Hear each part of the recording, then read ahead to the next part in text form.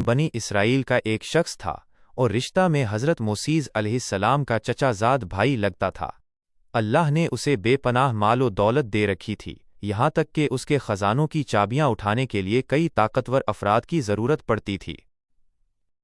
قارون کی نافرمانی کی وجوہات۔ قارون کی تباہی کی 3 بڑی وجوہات تھیں۔ 1. تکبر، ایگو۔ وہ اپنی دولت کی نمائش کرتا اور لوگوں کو حقیر سمجھتا تھا۔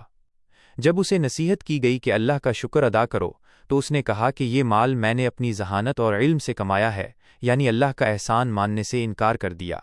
2. حسد اور دشمنی۔ وہ حضرت موسیز علیہ السلام کی نبوت اور ان کے مرتبے سے جلتا تھا اور ان کی بات ماننے کے بجائے ان کا مذاق اڑاتا تھا۔ 3. زکوٰۃ سے انکار اور بہتان۔ جب اللہ کی طرف سے مال پر زکوٰۃ کا حکم آیا تو قارون کو اپنا مال خرچ کرنا گراں گزرا۔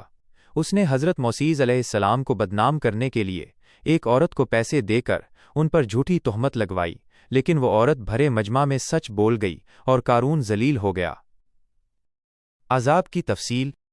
جب قارون کی سرکشی حد سے گزر گئی تو حضرت موسیز علیہ السلام نے اللہ سے دعا کی، تب اللہ کا عذاب ان مراحل میں آیا۔ زمین کا حکم۔ اللہ نے زمین کو حکم دیا کہ وہ موسیز علیہ السلام کی فرما برداری کرے۔ عبرتناک انجام۔ حضرت موسیز علیہ السلام کے حکم پر زمین پھٹی اور قارون کو اس کے عظیم الشان محل اور تمام خزانوں سمیت نگلنا شروع کیا۔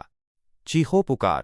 روایات میں آتا ہے کہ قارون دھنستے وقت حضرت موسیز علیہ السلام کو مدد کے لیے پکارتا رہا، لیکن اللہ کی طرف سے اسے کوئی معافی نہ ملی کیونکہ وہ حد پار کر چکا تھا۔ نام و نشان مٹ گیا۔ وہ اپنے تمام تر غرور اور مال کے ساتھ زمین میں زندہ دفن ہو گیا اور آج تک اس کا نام عبرت کے طور پر لیا جاتا ہے۔ قرآن پاک کا پیغام۔ قرآن مجید ہمیں بتاتا ہے کہ جو لوگ مال پر ناز کرتے ہیں اور غریبوں کا حق نہیں دیتے ان کا انجام قارون جیسا ہوتا ہے۔ وہ لوگ جو کل تک قارون جیسی دولت کی تمنا کر رہے تھے اس کا انجام دیکھ کر کہنے لگے، شکر ہے اللہ نے ہمیں بچا لیا ورنہ ہم بھی زمین میں دھنسا دیے جاتے۔ چینل کو سبسکرائب کریں اور بیل آئیکن کو دبا دیں تاکہ ہماری ہر نئی آنے والی ویڈیو کا نوٹیفیکیشن آپ کو مل